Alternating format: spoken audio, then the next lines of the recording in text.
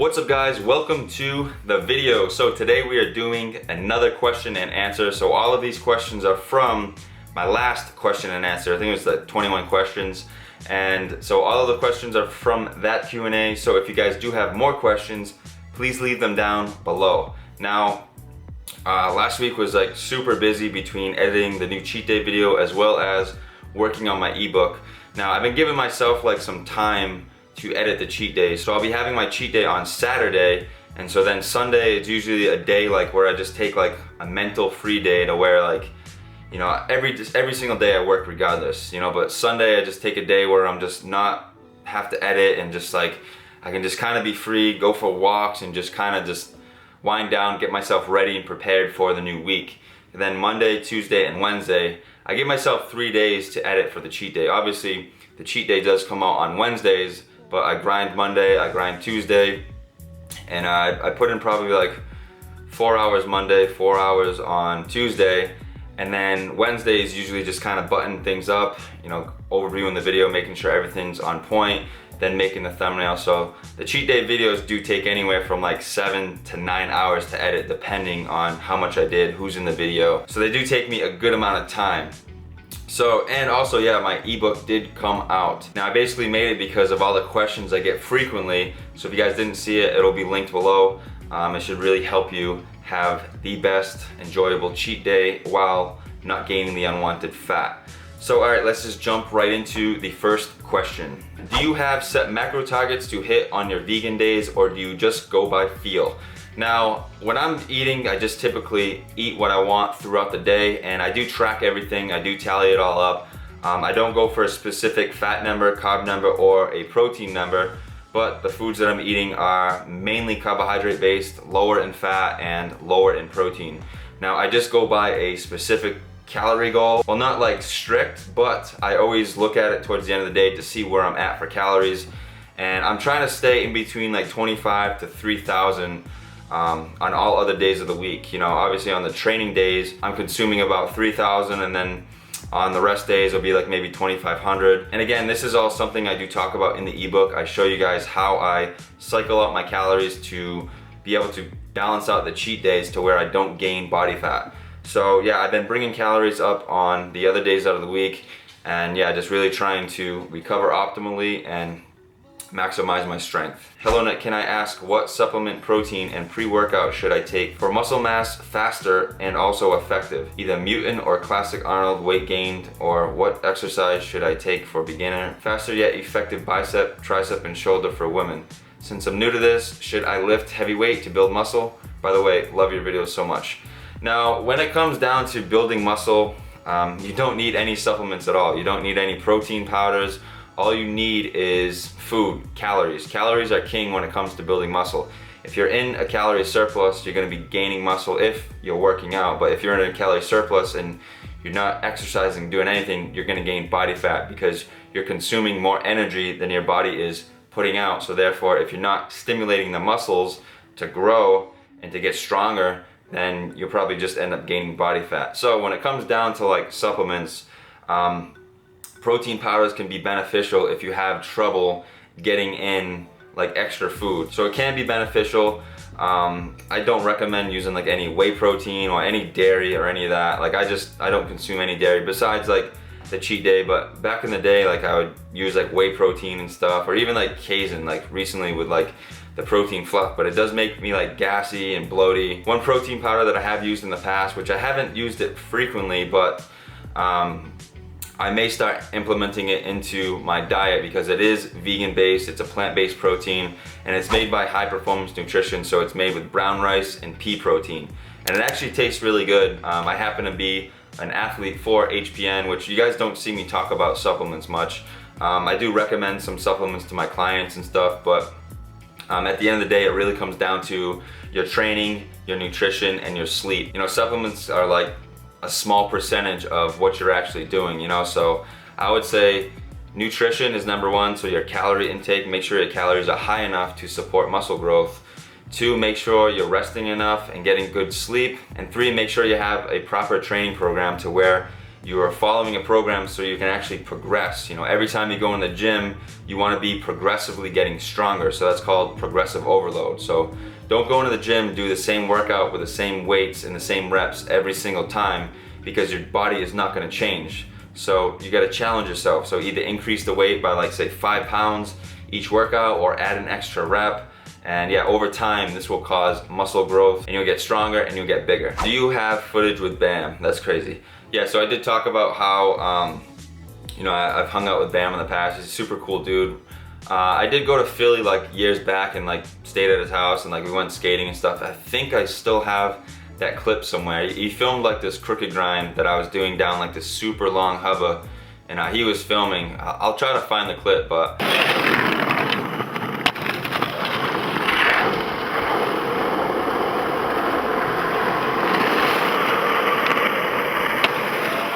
wow, let's see that.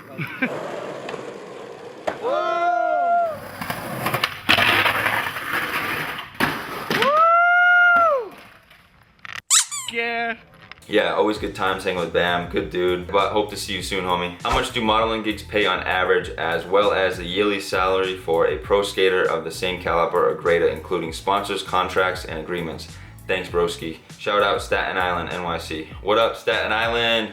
So, the thing with like modeling gigs, it really depends, you know, because here's the thing, like I could get 2 modeling jobs in 1 week, or I could not hear anything for say 2 weeks. You know, it really just depends. And everybody is their own unique individual, because, you know, when it comes to a certain model shoot, like even though say I get like lots of jobs, lots of shoots, they might not be looking for somebody that looks like me. You know, they might be looking for somebody that looks like somebody else. You know, like everyone has their own unique look that they're looking for a specific shoot. So it really depends, it really varies. Some jobs could be like $200 for the day, or some jobs could be up to $1,600 for the day, and it really depends. So the thing with modeling, it just really depends. And then in terms of like salary for a pro skateboarder, again, that does depend too. It depends which sponsors you have. So some of the bigger companies like Nike or DC or Monster, they're obviously a huge company that makes lots and lots of money, so they're able to pay their athletes a bit more. So yeah, when I was skating, I was making a lot of money. You know, I was making a 6-figure income, and it was pretty wild. But yeah, I fully lived the dream. I made tons and tons of money, and then, you know, a lot of people are like, oh, how come you don't skate anymore? And again, I did address it in my last video of like breaking my neck, and it just changed my entire life, you know. So yeah, hopefully that answers your question. And again, it does vary between skater and skater depending on which sponsors they do have. What keeps you motivated? I seriously think the thing that keeps me motivated is just I cannot settle for like average, or just basically maintaining. You know, like I have to be continually growing, whether it be like growing my businesses, progressing in the gym. Like I need a steady rise. You know, like I've always been very competitive with myself to like get better, and I think that's why I was so successful with skateboarding, because I never just settled for being able to do a kickflip or a 360 flip. You know, I wanted to do more. I wanted to do it over bigger gaps, over more stairs, like skating bigger handrails, and just continually pushing myself. Like I just have this very addictive personality to where like I'm addicted to trying to progress and just being the best that I can be. What kind of donut you'll never eat? And have you ever tried donut burger? Love your channel. What kind of donut I would never eat? I don't know. Like I would have to say, like if they put anchovies on a donut, I would not eat that.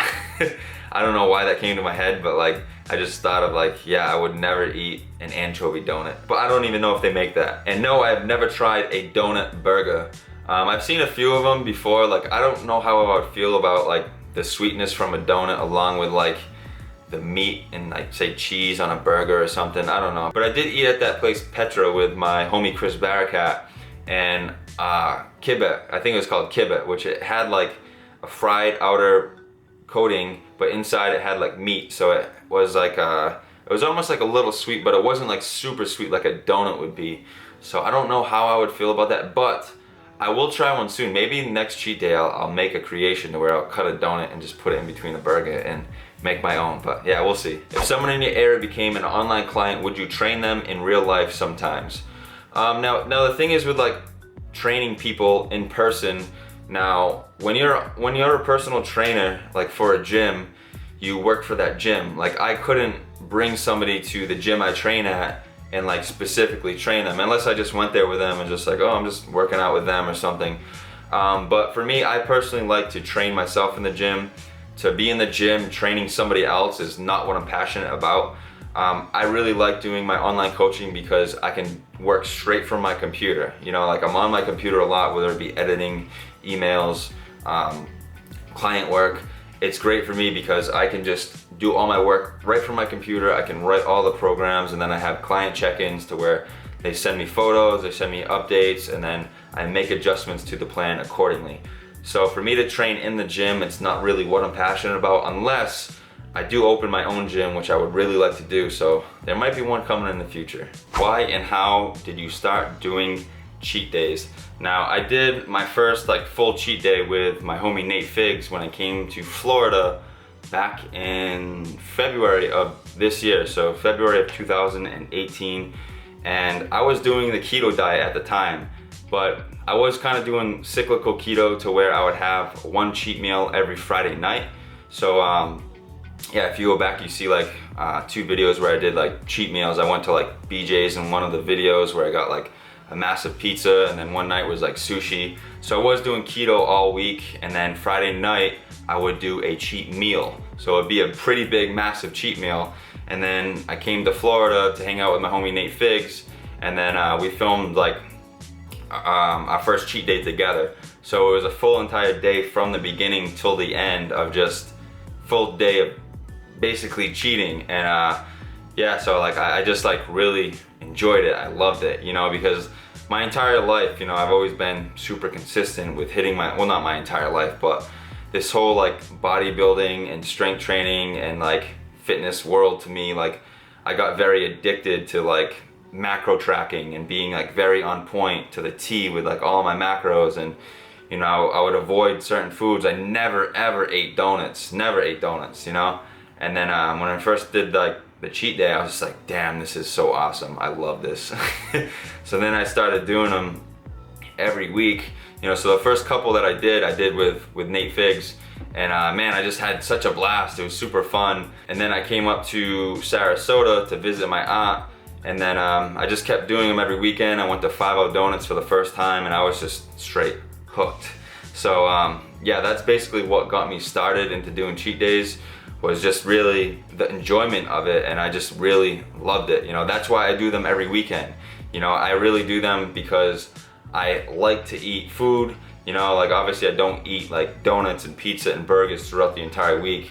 I am following mainly a plant-based diet. So then on this one cheat day per week, I'll just eat whatever I want, whether it be like meat, dairy, or grains, you know. And I feel like just one day out of the week isn't that bad, you know. I mean, obviously it's not healthy at all in terms of like put all this junk and garbage in my body, but I feel like I have a good balance to where I found what works for me. You know, the days after the cheat day, I typically just consume fruit only, which I do talk about in the ebook, how I just consume fruit only and how it easily just cleanses and just flushes the body out very fast. So I'm able to bounce back very quickly. And then the other days of the week, I'm just following mainly a plant-based diet. But yeah, cheat days, I really enjoy them. I love them. As you guys can see if you do watch the videos, like it's like me trying to go to sleep the night before is like it's like the night before Christmas. Like I'm a little kid, man. I love cheat days, they're fun. Hi Nick, my question is when and how did you get started in modeling? Thanks. All right, so I got into modeling, I think it was the beginning of, well, April of 2017. So I was living back home up in New Bedford, and at this point, like, you know, like I wasn't really sure like what I was gonna do like with my life, you know, like I was going through like a pretty tough time, you know, like my skate career was just basically, it was just kind of over pretty much. I was still skating, but I wasn't getting paid to skate. I was doing online coaching, and you know, I was just really trying to think, I'm like, man, what can I do to like, you know, have a good source of income to where like I'm just like not so worried about money all the time. There's nothing worse than like having to worry about money and like thinking about bills and stuff, because I've been there. It sucks, you know. And a lot of people always told me like, oh, like you should try modeling, this and that, and I'm just like, all right, yeah, whatever, stupid, you know, like da da da da. And I was like, all right, whatever, I'm just gonna take a shot. So I went to Maggie in Boston, which they are a local agency there. I looked around and I heard that they are the best in the area. So I went there with my photos and like my application, dropped it off, and then like, all right, come back at 4 p.m. So I had a few hours to kill. I ended up leaving. I went to like a Panera, like I had my laptop, just got some editing and work done. Then I went back and had a meeting with Casey, which he runs Maggie over there. And just kind of talked for a while, asking me about like me, my life, why do I want to do modeling. And you know, I've had a lot of experience with modeling already, from doing lots of photo shoots with skateboarding. You know, I've been around cameras my entire life. So I had a lot of experience already. And so after speaking with Casey, he's like, all right, yeah, you know, we'd love to work with you. And I was like, all right, great, you know. And so then when I got my first modeling job, it was so different, you know, from what I'm normally used to doing. You know, I would show up to the modeling gig and like they have like, you know, wardrobe and makeup. They have like food and stuff ready. It's so cool to like be able to be part of that and see how it all really goes down. You know, like you see like a photo on a billboard or a photo on a magazine, but you don't really know what it took to take that photo, you know? So there's like a lot of behind the stuff that goes on with like how many people are there just for you to make sure you're looking proper and presentable, and like everything is just set up perfect. You know, you're like standing there in front of the camera and then someone will come up with like a little dab if there's a little spot of sweat, or like if your shirt's a little awkward, they'll come up and like adjust it so it's perfect. It's really cool, and I'm really stoked that I got into modeling, because it's opened up many opportunities for me, you know, in terms of like getting on covers of magazines, on the cover of boxes of Brookstone, and just all this stuff with like Under Armour and all this stuff. It's really cool. So yeah, modeling has been awesome, and I'm stoked to see where it takes me. I just begun using my FitnessPal to track my diet, set goals, and I'm loving it. I'm excited to meet a preliminary goal in December, but any suggestion on how to not overeat at Granny's for Thanksgiving? Now, overeating, it happens, you know, when we enjoy ourselves on the holidays, when we're around families. But a few strategies that you could use is use intermittent fasting. So intermittent fasting is basically where you shuttle all your calories into a smaller window. So maybe that day just eat a very light breakfast, or just skip breakfast, you know, just drink a bunch of water, a bunch of lemon water, stay hydrated, and you could fast all the way up into the meal. But some people have trouble with fasting because then they get ravenously hungry, and then when it's time to eat, they just savage this food down their mouth and they just really overeat. That's just something that you really need to have some experience with. You know, I can't just tell you, oh, fast, and then it'll work. But when you do fast and then you just have all your calories in one big meal, you'll most likely get pretty full, you know. And then just kind of go for like filling up on the veggies first. So like make a pretty good sized plate, but get a bunch of veggies, put some protein on the side, and really just dig into the veggies first, so that way you can get that fiber in there, so it'll kind of lay down a bed to where it'll kind of start filling you up. You know, then move over to your protein and the potatoes and the gravy and the biscuits, and then like dessert, you know. So by the time you get to dessert, hopefully you'll already have a good amount of food volume in your stomach, which is lower calorie from, you know, from just consuming a lot of veggies. But yeah, I did actually make a video a long time ago. I will link it here. I think it was like a few strategies or tips to stay lean around the holidays. Now beware, because then I had like longer hair, and I think I had a man bun at that time, so I will link that video if you want to check it out. With your Hashimoto's, you stay clear of soy, or will you include things like tofu on your vegan days? Now, I typically don't consume soy unless it's like on, say, a cheat day or something, or I'm eating like sushi, I'll have some soy sauce with it. So the main triggers they say for Hashimoto's to avoid are like dairy, grains, soy, all these things.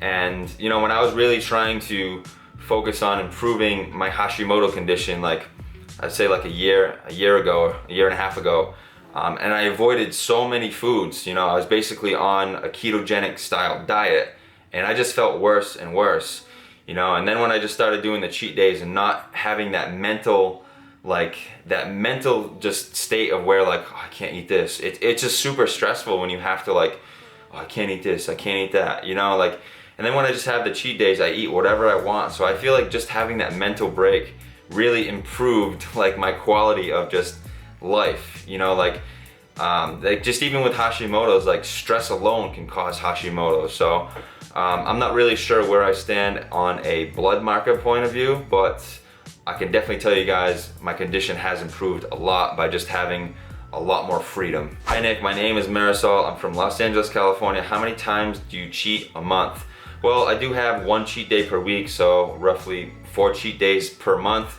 Now, it's not strict in terms of like, all right, every single Saturday is a cheat day. You know, some days I'll have the cheat day on a Saturday, and then the following week, maybe it'll come on a Friday. But it's usually Friday, Saturday, or Sunday, depending on what I have going on. But it's usually every 6 to 7 days, but only once a week. Well, all right, that is all the questions for this question and answer. I hope you guys enjoyed it. If you do have questions, please leave them down below for the next question and answer. And yeah, be sure to check out the ebook if you guys are interested. It can really help you, and it does address a lot of questions in terms of cheat days. You know, I get a lot of questions daily, so I made the ebook. It's down in the description box below. But yeah, that is going to wrap up this video. Again, thank you guys for all the support and all the love. So be sure to leave your questions down below. Like, comment, share, and subscribe. And I'll see you guys in the next video.